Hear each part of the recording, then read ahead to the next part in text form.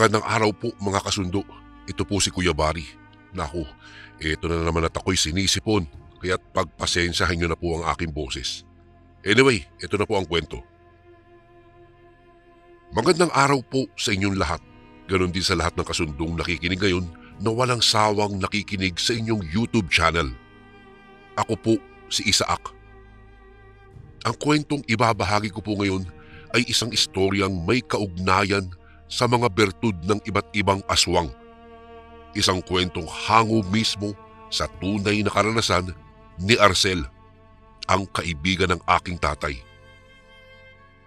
Siya po ay isang bulag at noon pa nagnanais na makakita. Pakiwari niya kasi ay isa siyang bilanggo sa mundo. Yung pakiramdam na malaya siya, subalit napapaligiran ng dilim ang kanyang palibot. Ang dilim na iyon ang nagsisilbing pader o maihahalin tulad niya sa isang rehas. Saang sulok mang siya mapadpad, hindi siya nakakaramdam ng kalayaan. Madalas sumagi sa kanyang isipan ang pagpapatiwakal upang takasan ang buhay na ipinagkaloob sa kanya. Naniniwala siyang ang pagpapakamatay lamang ang tanging susi upang maibsan ang paghihirap niya sa daigdig. Paulit-ulit na maririnig sa kanyang bibig ang pagbubulas ng mga katagang, "Pagod na ako, gusto ko nang mamatay." Iniaasa niya lang kasi sa kanyang mga magulang ang kanyang buhay.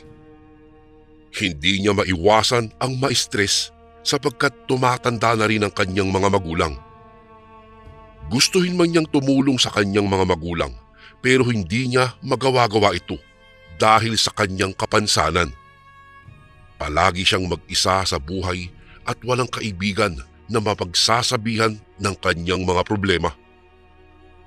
Wala siyang kaalam-alam na ang katangiang iyon pala ang magsisilbing daan upang samantalahin ng mga nilalang ng dilim ang kanyang pagkatao. Kadalasan kasi, yung mga taong may puot, lungkot at iba pang negatibong enerhiya ay sila ang mabilis na nilalapitan ng demonyo. Isang araw, naiwan siyang mag-isa sa kanilang bahay. Ang nanay at tatay niya kasi ay may mahalagang pinuntahan. Nagpaalam sa kanya ang mga magulang niya na gagabihin sila sa kanilang pag-uwi.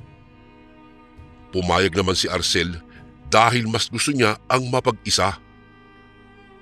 Habang tahimik siyang nagmumuni-muni at nag-iisip ng kung ano-anong bagay, nakarinig siya ng mga nagkakalampagang gamit sa kanilang kusina. Palaging nangyayari ito sa tuwing mag-isa lamang si Arcel sa kanilang tahanan. Ang mga plato, kutsara at baso roon ay dinig na dinig niyang sunod-sunod na nagsisibagsakan. Hindi niya maiwasan ang magulat dahil sa hindi maipaliwanag na kaganapang iyon. Nasundan ang pangyayaring iyon ng nakapanghihilakbot na tagpo. May narinig siyang bumubulong-bulong sa kanyang tainga. Mga malalamig na bulong na parabang karga-karga ng hangin sa kanyang paligid. Naging dahilan ito sa pagtindigan ng kanyang mga balahibo, lalong-lalo na sa kanyang magkabilang braso. Parabang walang katapusan ang kalampagan sa kanilang bahay at huminto lamang ito nang may kumatok sa pintuan. "Sino yan?" tanong ni Arcel sa kumakatok. Hindi niya mapagtanto kung tao ba ang kumakatok sa pintuan, lalo pat hindi iyon umiimik. Ilang beses siyang nagtanong kung sino ang nasa labas, ngunit bigo siyang makatanggap ng tugon. Nag-umpisa lang maghinala si Arcel na mayroong masamang loob ang nasa likod ng pintuan. "Iho, makikiinom lamang ako ng tubig. Uhaw na uhaw kasi ako sa haba ng aking nilakbay." Nang marinig ni Arcel na isang babaeng matanda ang nagsalita, kung kaya't dali-dali siyang nagtungo sa pintuan ng kanilang bahay. Naging madali lamang sa kanya ang lahat dahil kabisado niya naman ang bawat sulok o o bahagi ng kanilang bahay. Hindi naman siya nag-isip ng masama sa matanda dahil ng mga oras na iyon ay tanghaling tapat pa lamang. Nang mabuksan ni Arcel ang pintuan, sinabi niya sa matanda na manatili muna roon at huwag aalis sapagkat kukuha lamang siya ng kanyang maiinom. Nang magtungo na si Arcel sa kusina, napasigaw siya sa sakit. Naapakan niya kasi ang bubog na nagmula sa nabasag na baso. Sa kabilang banda, narinig niya ang isang pusa na walang tigil sa pagngangaw-ngaw. Nalaman niya na ang pusa pala ang salarin sa mga nagbabagsakang mga gamit nila.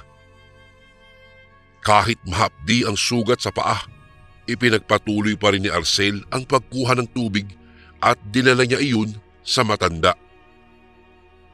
"Naku, dumudugo ang paa mo, iho. Anong nangyari dyan?" tanong ng matanda at agad niyang hinaplos ang sugat ni Arcel. Nabigla na lamang si Arcel nang biglang sipsipin ng matanda ang dugo na nagmumula sa kanyang sugat. Napaatras na lamang si Arcel at sinabi niya sa matanda na umalis na lang. Ngunit nagmatigas ang matanda. May inialok ito kay Arcel na isang bagay na makakatulong daw sa binata upang makakita na ito. "Arcel, kilala kita. Alam ko kung ano ang problema mo at kung ano ang makakatulong para malutas ang problema mo," wika ng matanda sa nakapanghihikayat na tono. Napaisip naman ng malalim si Arcel sa kung papaano nga ba nalaman ng matanda ang kanyang pangalan. Gayunpaman, dahil sa hindi tama at weirdong kilos at maging ang mga salaysay ng matanda ay kahinahinala, napilitan si Arcel na pagsarhan ang matanda ng pintuan. Kasunod nun ay ang sunod-sunod na nakarinig naman si Arcel ng mga bumubulong sa kanya. Isang malamig na himig na parabang ginagambala siya. Ang matanda naman na nasa labas ay tumatawa. Humahalakhak ito habang naglalakad ito papalayo.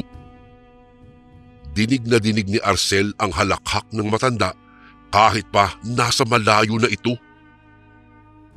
Hindi mawari niya kung bakit nangyayari sa kanya ang mga kababalaghang iyon. Tinakpan niya ang kanyang mga tenga gamit ang kanyang mga kamay. Hindi siya mapakali at nabalot ng kuryosidad ang buong sistema ng kanyang katawan. Napapaisip siya kung ano kaya ang bagay na tinutukoy ng matanda. Nagkaroon tuloy siya ng kuryosidad kung may pag-asa pa ba na makakita siyang muli.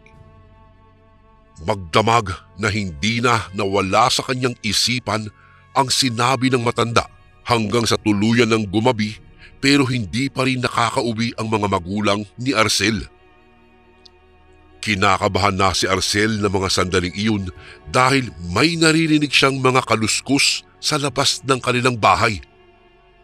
Para bang may mga hindi maipaliwanag na nilalang ang tila nagmamasid sa kanya. Nararamdaman niyang parang may nakatingin sa kanya kahit pa na siya ay naroon sa loob ng kanyang kwarto. Nang biglang bumilis sa pagkabog ang dibdib ni Arcel nang marinig niya muli ang boses ng matanda na nasa labas. Pinagpawisan ng malamig si Arcel bunsod ng kanyang matinding kaba. Muling sinabi ng matanda na tutulungan nito si Arcel na makakitang muli. Dahil doon, nag-isip si Arcel. Nainganyo siya na alamin. Buong akala niya kasi ay walang masamang mangyayari kapag sinubukan niya ang gustong mangyari ng matandang iyon. Kaya't dahan-dahang inihakbang ni Arcel ang kanyang mga paa patungo sa pintuan at pagkatapos pinagbuksan niya ng pinto ang matanda. Pinapasok niya rin sa loob ang matanda upang masinsinan silang makapag-usap. "Hindi kita kilala. Hindi ko alam kung anong klaseng tao ka. Pero kung may kakayahan kang gamutin ang pagiging bulag ko, gawin mo na. Ngayon din. Usal ni Arcel sa matanda. Bakas sa ekspresyon ng mukha ng binata na talagang gustong-gusto niya na makakita na. Wala akong kakayahang gamutin ang pagiging bulag mo. Pero itong mga bertud na meron ako, sila ang may kakayahang gamutin ka. Bibigyan ka ng mga ito ng masaganang kalakasan, lalong-lalo na kung aalagaan mo sila. Napalunok si Arcel ng laway sa kanyang narinig.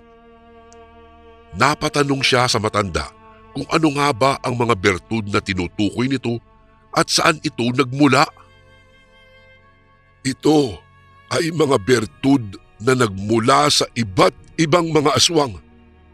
Mayroon akong bertud ng mga gabunan, bertud ng amaranhig, mga bertud galing sa manananggal, at higit sa lahat ay ang mga bertud ng demonyo. Lahat ng bertud na ito ay nagmula sa mga nilalang ng dilim. Sa oras na mapunta ito sa iyo, mapunta ang mga bertud na ito, gagaling ka sa pagiging isang bulag kapalit ang pagiging alagad mo ng mga dyablo. Sa oras na mapunta sa iyo ang bertud na ito, huwag kang sasamba sa ibang Diyos maliban lamang sa demonyo. Sapagkat sa oras na sumamba ka sa iba, ang mga trabungkong ito ay isa-isang mawawala ng bisa at ang iyong buhay ay hindi na tatagal ng 5 taon. Mahabang salaysayin ng matanda. Dahan-dahan niyang inalis ang lubid na nakatali sa kanyang baywang at doon ay tumambad ang iba't ibang klase ng bato na may iba't ibang kulay, hugis at laki. Hindi man kita ni Arcel ang iba't ibang trabungko, batid niyang nagsasabi ng katotohanan ang matanda.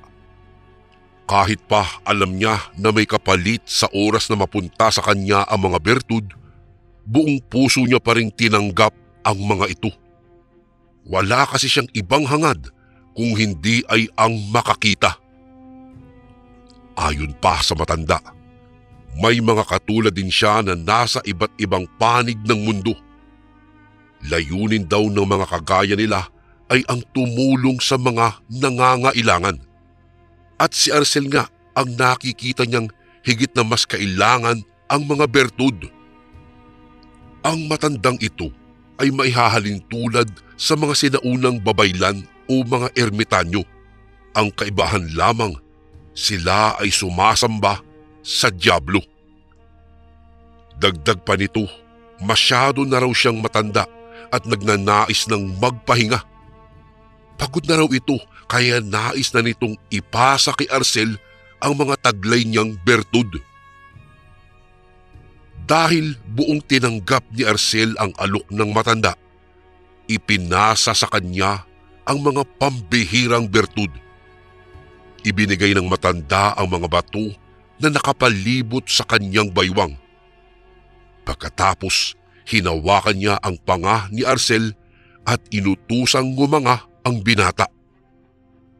Sa tagpong iyon, ngumanga rin ang matanda. Isang maitim na usok ang lumabas sa bibig ng matanda at pumasok ang usok na iyon sa bibig ni Arcel, papasok sa kanyang katawan. Habang nagaganap ang pagsasalin, lumakas ang hangin sa paligid. Biglang bumigat ang enerhiya sa paligid habang si Arcel ay nagsusumigaw. Ang mga bertud na nagmumula sa katawan ng matanda ay bukod pa roon sa mga bertud na ginawang sinturon. Sa tuwing kailangan kasi ng may-ari ang isang bertud, lululukin lang niya iyon upang ganap na maging mabisa ang bertud. Nang matapos ang isinasagawang pagsasalin, pumaya pa rin ang paligid. Kapwa nawala ng malay si Arcel ganun din ang matanda. Noong idilat ni Arcel ang kanyang mga mata, dahan-dahan niyang naaaninag ang paligid. Kasunod sa pagkakaroon niya ng paningin ay ang pagguhit ng kanyang ngiti sa kanyang labi. Nang itinuon niya ang kanyang paningin sa matanda, nakita niyang nakahandusay ito sa sahig, nanghihina at naghihingalo na. Kalaunan, may tumulong luha sa mata ng matanda bago ito binawian ng buhay. Walang mapagsidlan ang tuwang nararamdaman ni Arcel matapos niyang makita ang kanyang paligid. Wari bang naging malaya na siya mula sa kanyang pagkakabilanggo sa dilim. Maya-maya lamang narinig niyang tinatawag siya ng kanyang nanay at tatay. Pahiwatig lamang na nakauwi na ang mga ito. Nang buksan ni Arcel ang pintuan, nasilayan niya sa unang pagkakataon ang mukha ng kanyang mga magulang. Pero parang hindi masaya ang mga mukha nito. Walang emosyon na mababaka sa mukha ng kanyang nanay at tatay. Niyakap ni Arcel ang kanyang magulang pero nakapagtataka na tumagos lamang ang kanyang mga bisig sa figura ng kanyang nanay at tatay. Napag-alaman niyang hindi pala katawang lupa ng kanyang mga magulang ang kanyang nakita. Bagkus, nakikita niya ang kaluluwa ng kanyang nanay at tatay. Ibig sabihin, may nangyaring masama sa kanyang mga magulang. Tumulo ang mga taksil na luha ni Arcel sa kanyang mga mapupungay na mga mata. Muli niyang hinanap ang imahe ng kanyang nanay at tatay, ngunit tuluyan ng humalo sa hangin ang imahe ng mga iyon. Nang gabi ring iyon, nabalitaan ni Arcel ang pagkamatay ng kanyang magulang. Ayon sa mga bali-balita, nabiktima raw ng aswang ang kanyang nanay at tatay dahil bakas sa mga bangkay nila ang mahahabang kalmot, mga agat ng hindi ordinaryong hayop at wala na ang mga lamang loob ng mga bangkay. Nag-init ang ulo ni Arcel. Ganun na lamang ang nararamdaman niyang pagkamuhi sa mga aswang. Nang makita niya ang naging kalagayan ng kanyang mga magulang, tanging puot lamang ang namutawi sa dibdib ni Arcel. Hindi niya inaasahan na hindi lang pala ang paningin niya ang nagbukas, maging ang ika-6 niyang pandama ay nagbukas din pala. Dahil sa mga bertud na ibinigay sa kanya, nabuksan ang kanyang third eye. Kaya hindi lamang aswang ang nakikita ni Arcel, maging ang mga multo, masasamang anino, demonyo at iba pang nilalang ng dilim ay nakikita niya rin. Noong una, nahirapan siya sapagkat hindi niya matukoy kung sino ang mga patay sa buhay. Halos wala kasing pinagkakaiba ang mga buhay na tao sa imahe ng mga kaluluwang nakikita niya. Umakto na lamang si Arcel na kagaya ng mga ordinaryong tao. Buong akala niya magiging maayos na ang lahat sa oras na makakita siya, ngunit hindi niya lubos akalaing mas magdurusa pa pala siya. Ganun pa man, ginamit niya ang regalong iyon mula sa isang matandang ermitanyo upang ipaghiganti ang kanyang magulang. Lahat ng mga taong naiengkanto ay tinutulungan ni Arcel. Nagagawa niyang talunin ang mga sakit na likha ng mga kapre, tekbalang, nuno at marami pang iba. Dahil iyon sa iba't ibang bertud na mayroon si Arcel. Lahat na nagkakasakit sa kanilang lugar ay si Arcel ang nagsisilbing manggagamot. Ginamit niya sa kabutihan ang kanyang mga nakuhang bertud. Naging mahusay siyang isang albularyo. Nakalimutan niya rin ang sinabi ng matanda na sa oras na mapasa kanya ang mga bertud ng iba't ibang aswang, nangangahulugan lamang na dapat ay maging alagad siya ng dyablo. na kinakailangang gumawa si Arcel ng kasamaan at hindi kabutihan. Dahil sa pangyayaring iyon, gabi-gabing dinudumog si Arcel ng mga aswang sa kanyang bahay. Nagkaroon ng pagkamuhi sa kanya ang mga nilalang ng dilim. Dumating sa punto, habang abala si Arcel sa pagdarasal sa harap ng maliit na altar niyang nasa kanilang bahay, may negatibong enerhiya siyang narinig.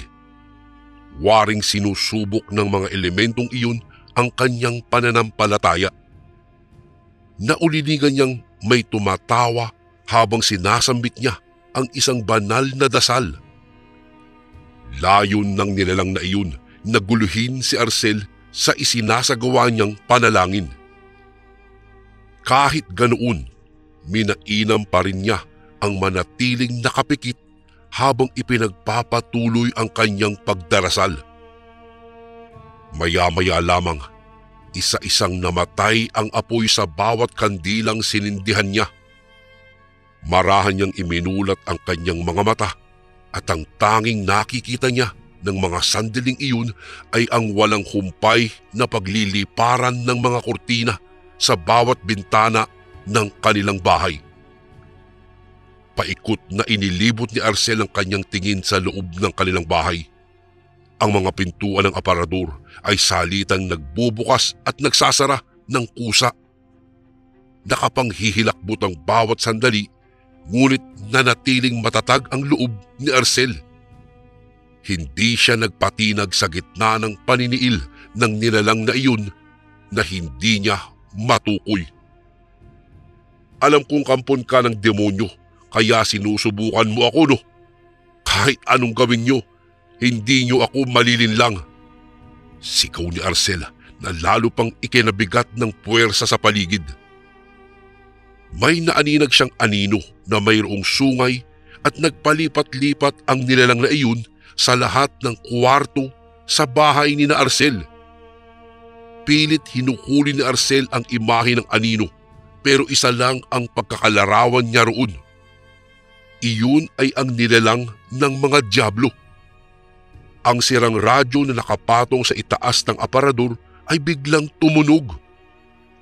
Sobrang laki ng pagtataka ng binata, lalo na't alam niyang matagal nang sira ang radyong iyon. Pakiwari niya ay sinaniban ng masamang espiritu ang radyo. Hindi malinaw kasi ang tugtog na lumalabas doon. Basag ang tinig. Maya-maya ay may maririnig na sigaw na nasundan pa ng isang malakas na paghalakhak. Kung titignan ng radyo ay parang mukha itong nalipasan na ng panahon at nakatitig kay Arcel. Kusa itong nagsalita kahit wala namang baterya. Ang maingay at basag nitong tunog ay napalitan ng malamig na tinig na naging mitya upang panindigan na naman ng balahibo si Arcel. Gumalaw ang radyo at pansamantala itong lumutang sa ere na pahiwatig lamang na may sa demonyo ito. Kinokontrol ng dyablo ang bagay na iyon upang takutin ang binata. Pagkatapos ay bumagsak ang radyo sa sahig na naging dahilan upang masira ito.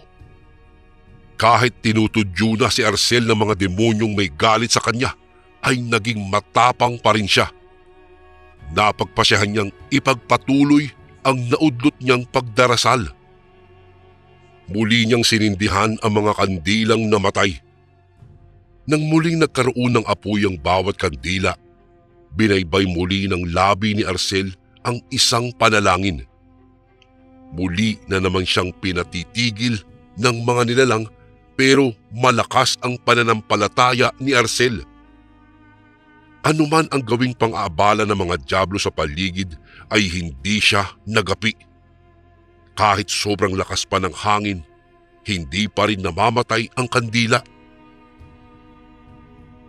Isang gabi, habang tahimik na natutulog na siya, ay nakarinig siya ng mga nakakatakot na huni sa labas ng kanyang bahay.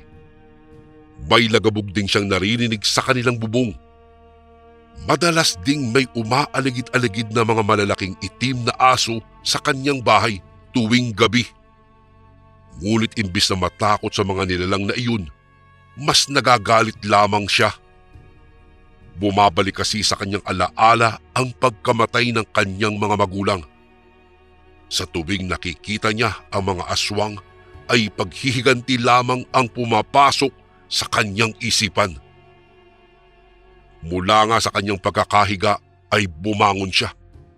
Hinigpitan niya ang pagkakatali ng sinturon ng mga bertud sa kanyang baywang.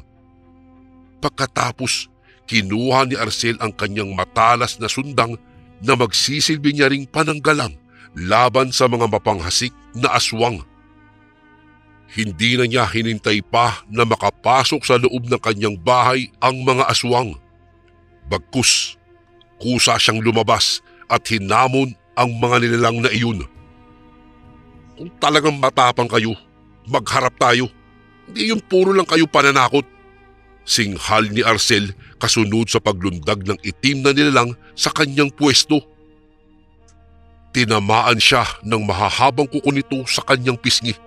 Ngunit kumunat lamang ang balat ni Arcel.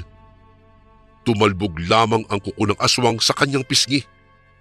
Sobrang liksirin ng kanyang galaw, kaya nahirapan ang mga nilalang na talunin siya.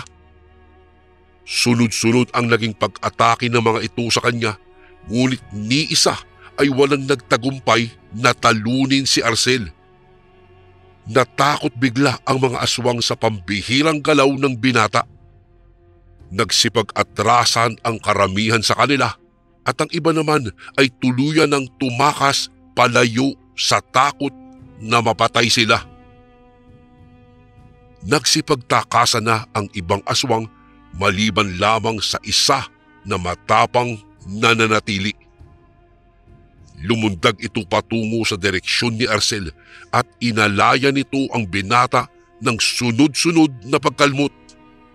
Ngunit bawat kalmot niya ay nasasalag lamang ng itak na hawak ni Arcel. Sa lakas ng atake ng aswang na iyon, nabitiwan ni Arcel ang dala niyang itak. Ipinansalag niya na lamang ang kanyang braso. Nakapagtataka dahil ang kanyang braso ay hindi man lang tinablan ng kuko ng aswang. Para bang kumunat din ang balat sa kanyang braso. Hinala ni Arcel ay dahil ito sa mga bertud na mayroon siya. Noong magkaroon ng tamang pagkakataon, pinulot ulit ni Arcel ang kanyang itak at walang pag-aalinlangan niyang pinagtataga ng sunod-sunod ang nilalang.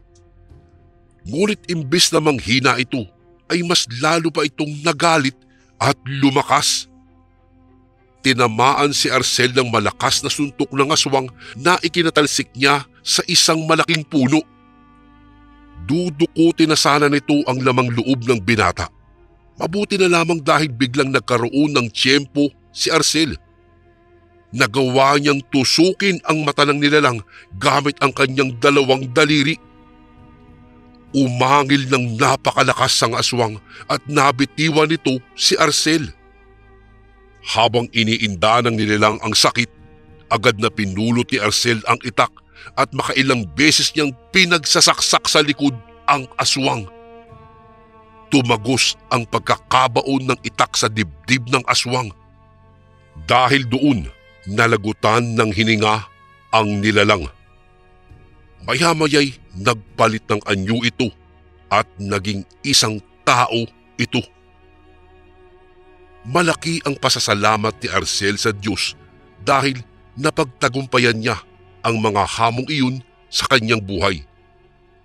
Hindi niya maiwasang manalig sa Diyos kaya habang tumatagal, nawawala ang bisa ng kanyang mga bertud.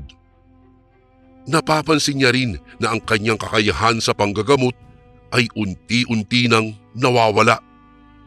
Ang kanyang mata naman ay dahan-dahan na ring dumidilim at bumabalik na sa dati.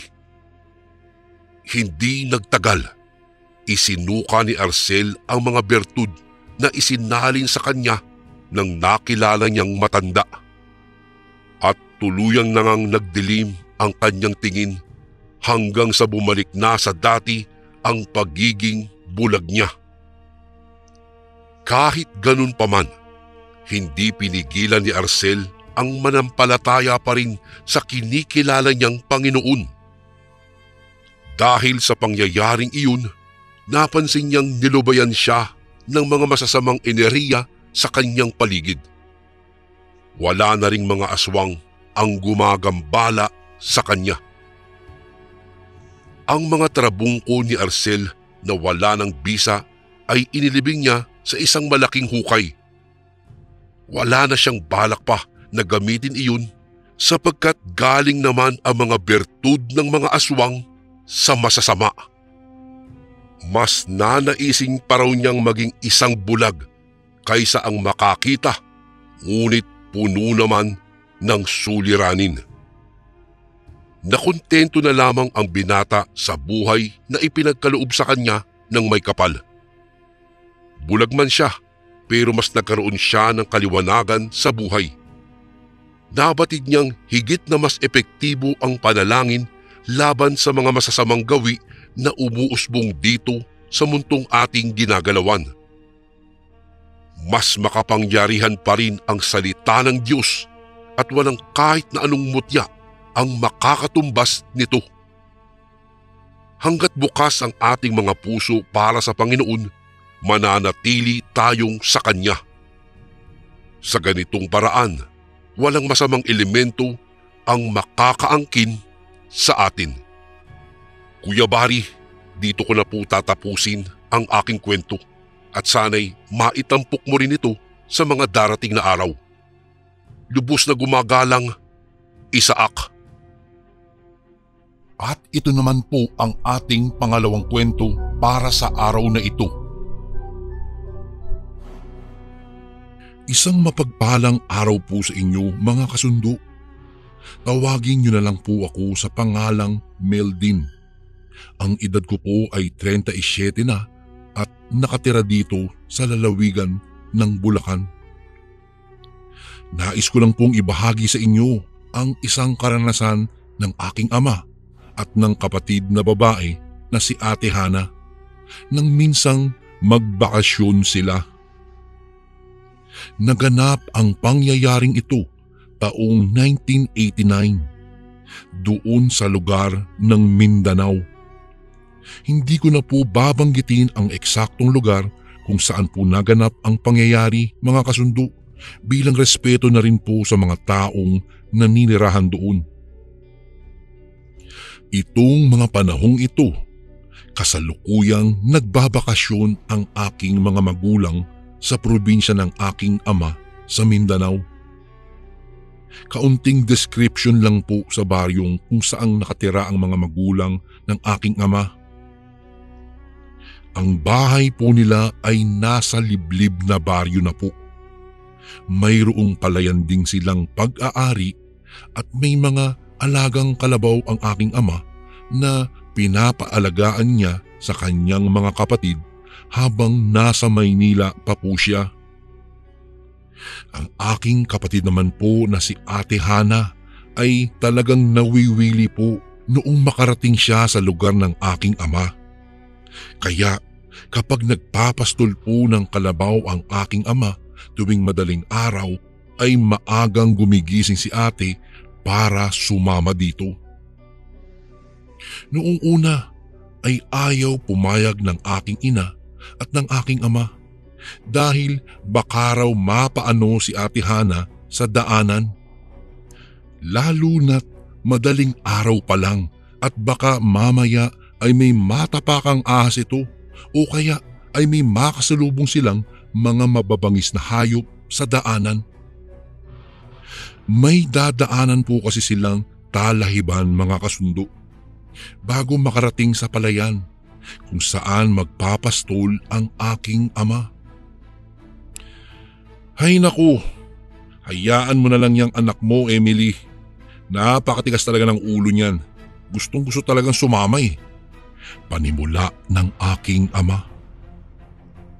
Aba, teka Lucas, mamaya kung mapaano yung anak natin sa daanan, baka makaligtaan mo kapag naging abala ka na sa mga pagpapastol mo. Mabuti kung iisang kalabaw lang yung dadalhin mo. Reklamo ng aking ina. Dahil sa spoiled po ang aking kapatid sa aking ama, kung kaya wala nang nagawa pa ang aking ina kung hindi ang payagan na lang itong sumama na magpastol ng mga kalabaw. Ngunit kabilin-bilinan ng aking ina na wag ilalayo ng aking ama si Ate Hana sa kanyang tabi. Tumango lang naman ang aking ama, kaya nang marinig iyon ni ate ay nagpatalon-talon siya sa tuwa at napayakap pa sa aking ama. Siya nga po pala, itong mga panahong ito ay 11 taong gulang pa lang po ang aking kapatid. At makatatay po talaga ito, kung saan pupunta ang aming ama ay palagi itong nakasunod. Isang araw, pasado 3:00 na ng madaling araw nang gumising ang aking ama para magkape at maghanda na para sa pagpapastol ng mga kalabaw.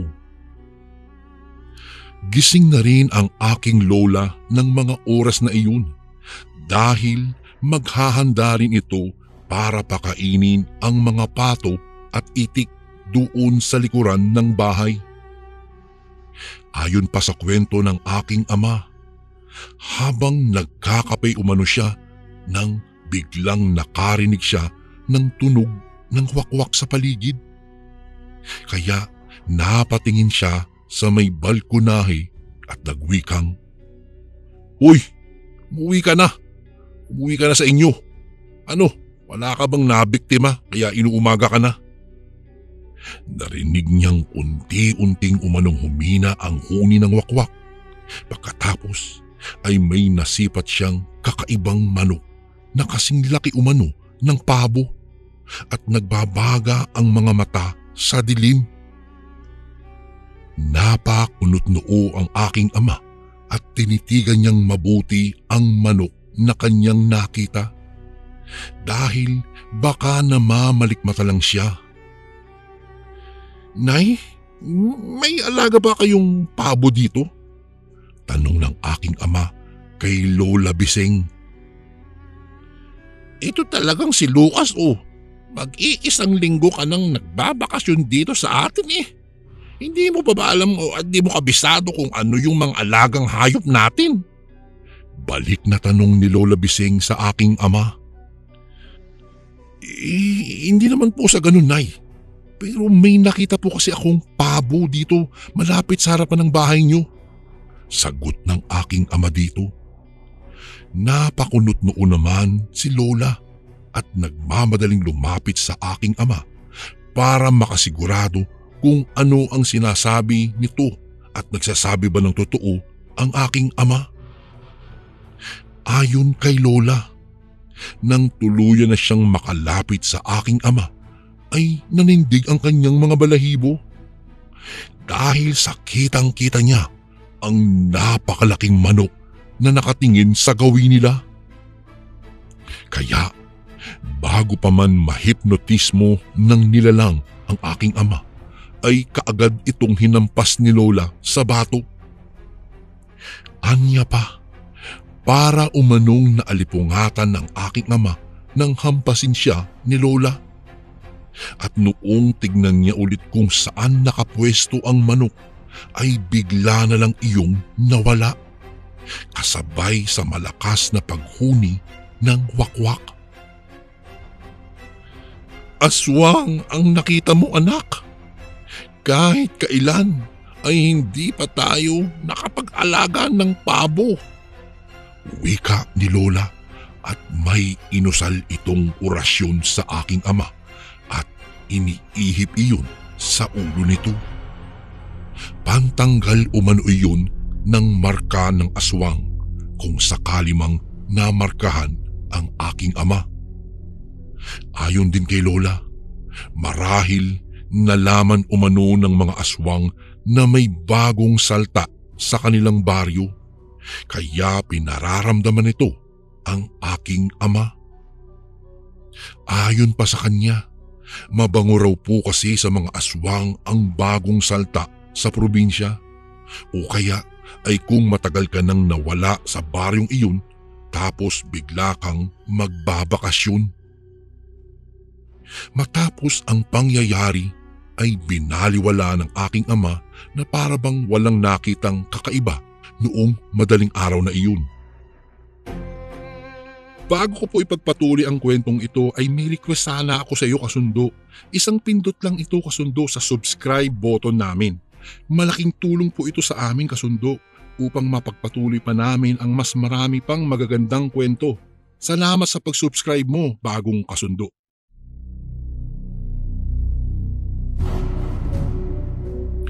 Isang araw, kasalukuyang nagpapastol ang aking ama at si Ate Hana ng mga kalabaw sa may palayan.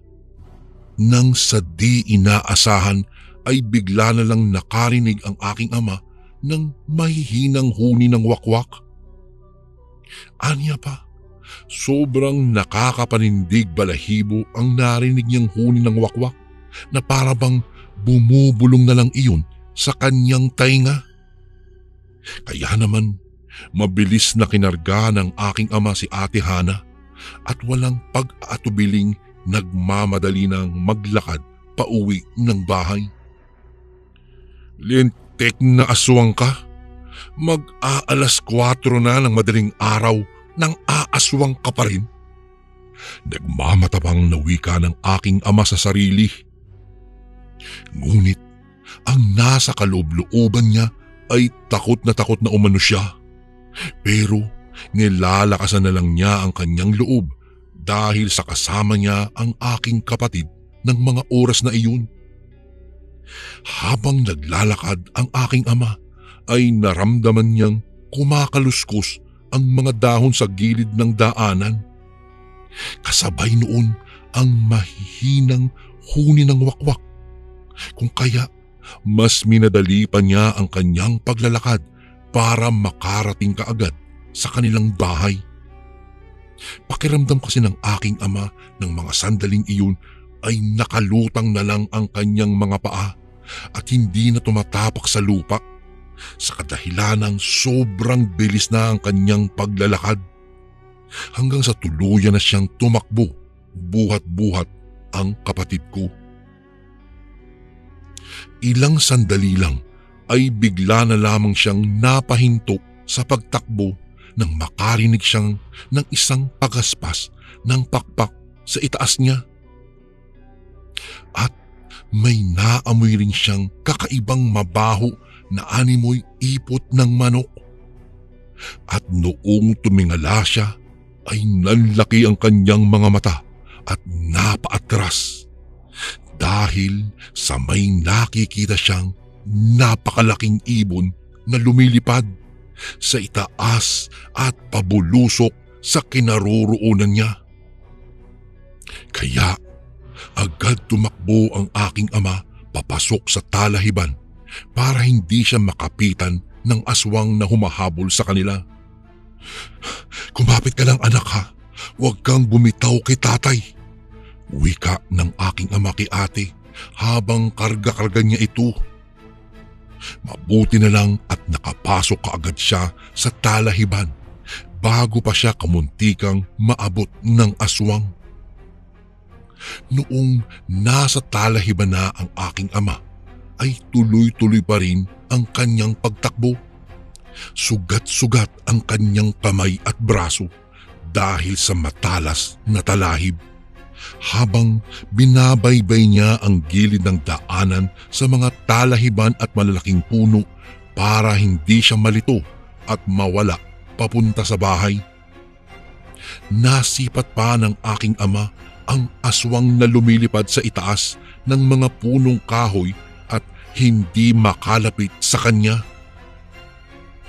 Kung hindi niyo po kasi itatanong mga kasundo, matagal-tagal na rin po kasing hindi nakauwi ang aking ama sa kanyang probinsya. Kung kaya marami na ang nagbago sa kanilang lugar.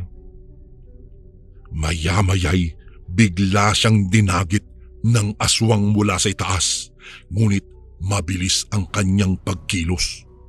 Bigla siyang yumuko at sa talahib tumama ang aswang. Kaya ito'y napahiyaw ng napakalakas at pumagaspas papalayo, papaitaas. Takot na takot si Ate Hana nung mga oras na iyon. Ngunit malakas ang kanyang loob dahil alam niyang kasama niya ang aking ama. Makalipas ang ilang minuto ay tuluyan nang nakarating ang aking ama sa kanilang bahay. Kaya sa bungad pa lang ng bakuran ay nagsisigaw na siya at humingi ng tulong. "Inay, hinahabol kami ng aswang!" Sigaw ng aking ama. Sakto namang gising na ang mga taong nasa loob kaya kumuha kaagad ng baril de bomba ang kapatid ng aking ama at pinaputukan ang malaking ibong papalapit sa aking ama.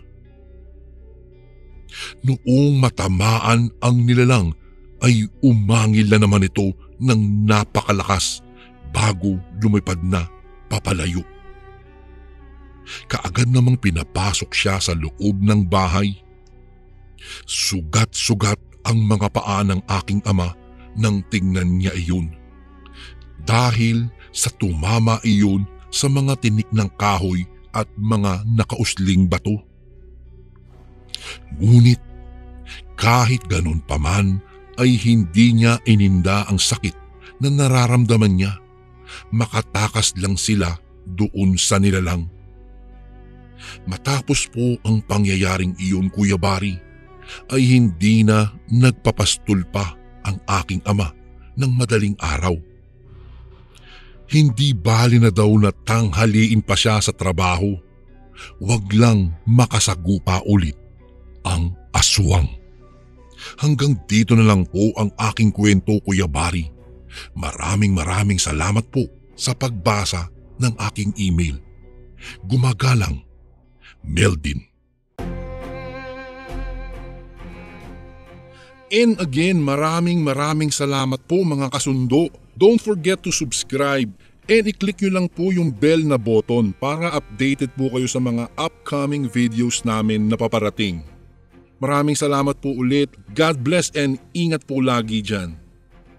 Ito po si Kuya Bari at ako ang Sundo.